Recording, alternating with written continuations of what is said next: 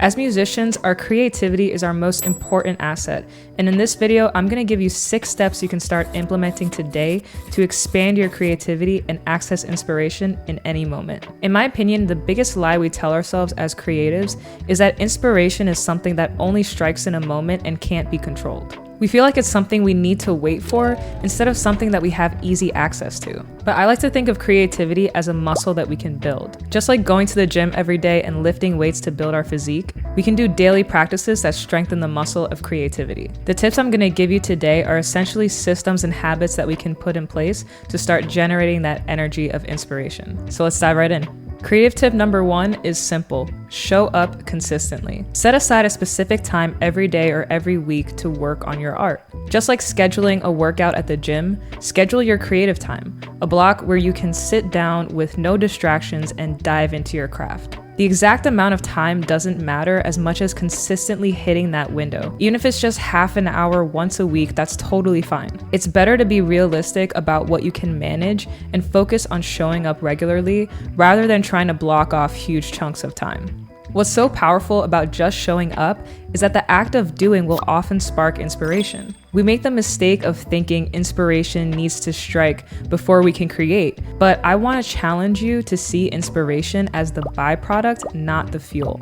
When you show up and engage with your craft, even when you don't feel like it, you'll often notice that ideas just start to flow, and before you know it, you're producing, writing, or creating with a clarity and momentum that feels effortless. Over time, it'll become easier to tap into that creative spark whenever you need it, just by doing the thing. So find blocks of time you can realistically commit to and show up every time without fail. Creative tip number 2 is to lower the bar of entry. If you only have a limited amount of time to begin with, don't spend it fussing over the perfect setup before you start working. You don't have to clean your entire room or light a bunch of incense to be creative. Now, don't get me wrong, sometimes setting the right mood can spark creativity, but more often than not, it's just a form of procrastination. It tricks you into thinking you're preparing to create, when in reality, you're just delaying the hard work. Like I mentioned, inspiration comes from the act of doing, not the perfect environment. And when you stop linking your creativity to a certain setting, you're now able to create no matter where you are.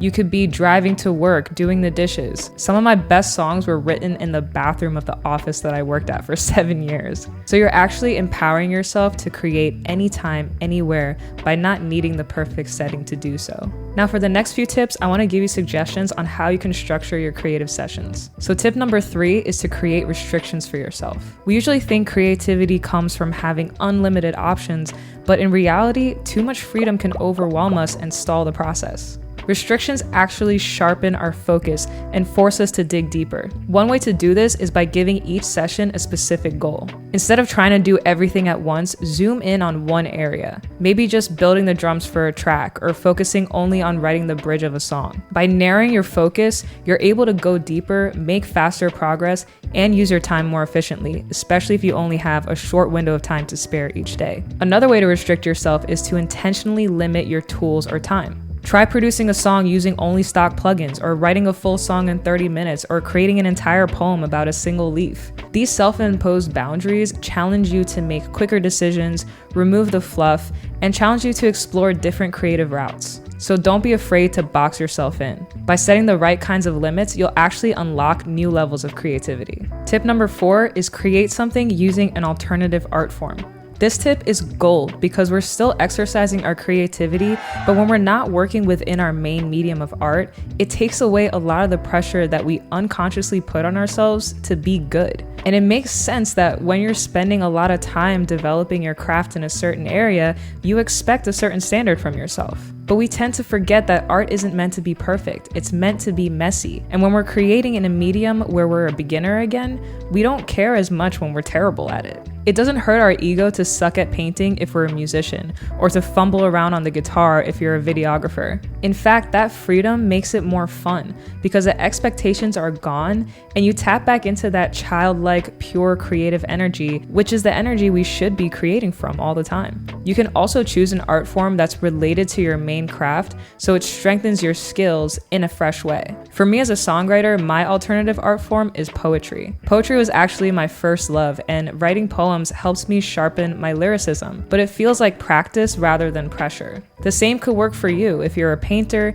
maybe explore photography or sculpting. Whatever you choose, make sure you're having fun and let it remind you of why you fell in love with creating in the first place. Creative tip number 5 is to live in different stages of the creative process at the same time. Every project goes through phases. For example, when making a song, you might start with writing, then move on to recording and producing, then mixing, and finally mastering. So instead of working on just one project straight through from beginning to end, it can be really powerful to have multiple projects going on that are each in different stages. This expands your creativity because each phase activates a different part of your brain. When you're able to step away from one stage and engage with another, you give your mind the chance to reset. Then when you come back to that stage, you often see things with a fresh eye and get better ideas. It's just like studying, right? Cramming all at once doesn't usually work because your brain needs time to process. Now, I definitely pulled my share of all-nighters in college, but I also remember how quickly all that crammed knowledge disappeared right after the exam. Creativity works the same way. It thrives when we give it space, and it becomes solidified when we give it time to marinate. By rotating between projects in different stages, you're able to stay creatively engaged while constantly having a fresh perspective. This not only keeps your creativity flowing, but also helps you accomplish more and achieve stronger results in a shorter amount of time. Speaking of results, tip number 6 is don't focus on the results. When we're practicing creativity, the goal isn't necessarily to produce a finished work of art. That can still happen, but the real purpose is to open the channel between yourself and the source of creation. The reason it feels like inspiration only strikes in a moment is because throughout the day, we're only in tune with ourselves for a moment. By showing up consistently, exploring your craft in different ways, and letting the process unfold, you train yourself to tap into that energy more easily. The more we engage with our craft in a non-judgmental way, the less intimidating it becomes to access our creativity. So if you catch yourself fixating on the outcome during your creative time, think of it like working out at the gym. You don't expect bulging quads after one leg workout. You understand that building strength takes time, practice, and consistency. So treat your art the same way. Most of the time, you're just showing up and working out your creative muscles. Over time, your skills improve, your intuition sharpens, and the ideas flow more naturally.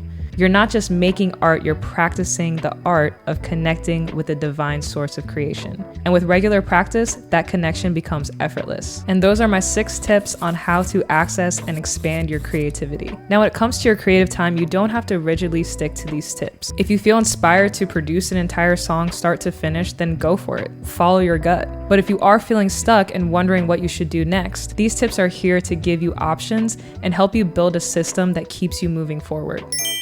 And having these options available to you will make it a lot easier to stay consistent. So I hope this helped. Let me know what you think in the comments. And if you're a musician looking to get direct help when it comes to the process of creating music, you can join my coaching group using the link in the description. This group meets once a week, and we have hour-long calls where you can bring your songs and questions to me, and we work on removing your obstacles together. So if that sounds interesting to you, definitely check that out below. Thanks so much for watching this video, and definitely give me suggestions on other topics you'd like me to talk about.